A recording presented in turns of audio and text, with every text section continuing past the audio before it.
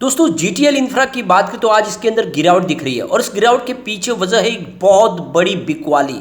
ये जो आंकड़ा है ये आपको चौंका देगा, बहुत ही बड़ी, यानी करोड़ों में किसी ने शेयर बेचे हैं और इसी वजह से यहाँ पे दबाव बना।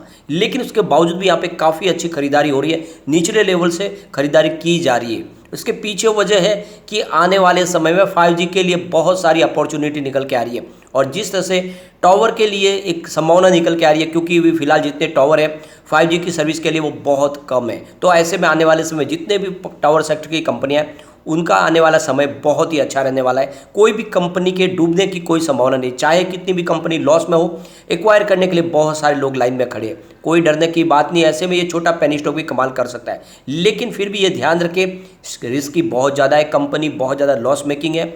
तो निवेश करते समय ये ध्यान रख के ही आपको निवेश करना है कि कंपनी लॉस मेकिंग है और साथ में रिजल्ट के अंदर काफ़ी निगेटिव संभावना बनी हुई है, लेकिन आगे का फ्यूचर प्लान देकर निवेश किया जा सकता है। तो लिमिटेड ही निवेश करें। यहाँ पे आज बहुत सारी अपडेट है जिनको एक एक करके डिस्कस करेंगे और जानने की कोशिश करेंगे क्या ये छोटा पेनी स्टॉक कमाल कर सकता है। एक समय इसकी प्राइस 100 के आसपास थी, क्या आने वाले समय फिर से ये 100 तक जा सकता है?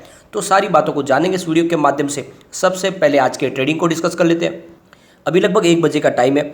स्टॉक आज 1.60 पर ओपन हुआ और हाई बनी 1.65 की, यानी जो क्लोजिंग कल की थी उस तक आया है। आज इसमें कोई बड़ी तेज़ी बनी नहीं, लेकिन फिलहाल वापस स्टॉक 1.60 पर है, जहाँ पे 3.03% की गिरावट देखने को मिल रही है। यानी ये गिरावट के पीछे वजह है एक बहुत बड़ी बिकवाली।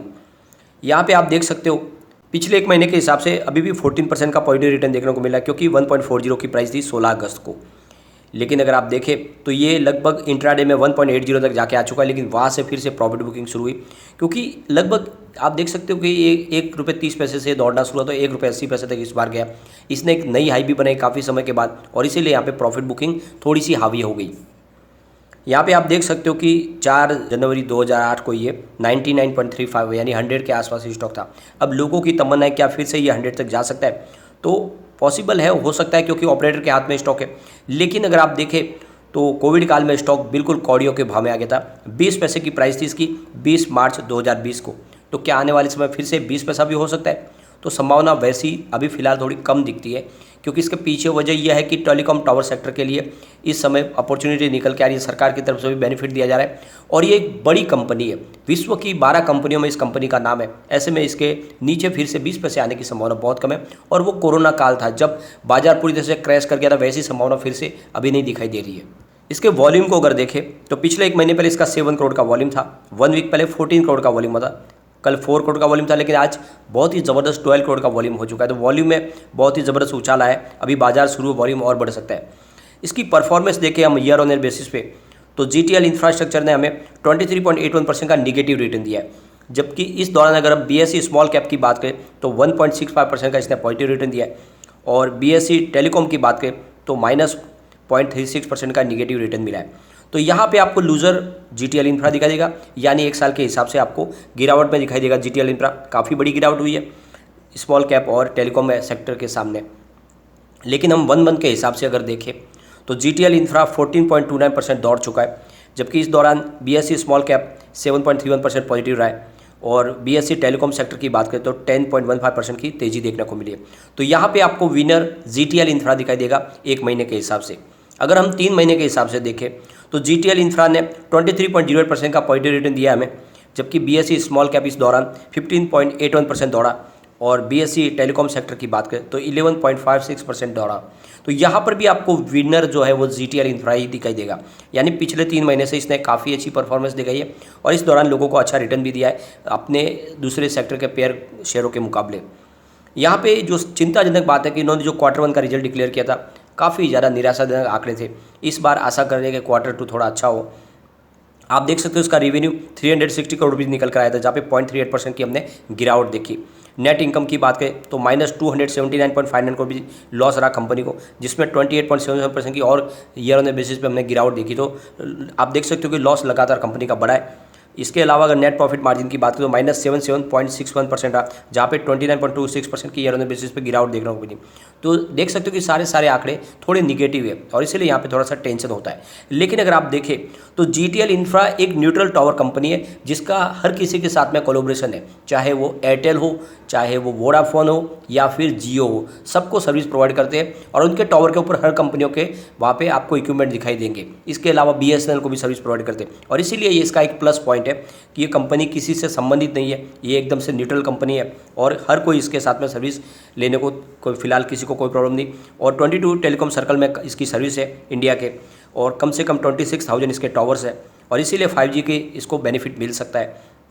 यहाँ पे अगर आप देखें तो विश्व के 12 बड़ी टावर कंपनियों में इसका शुमार होता है।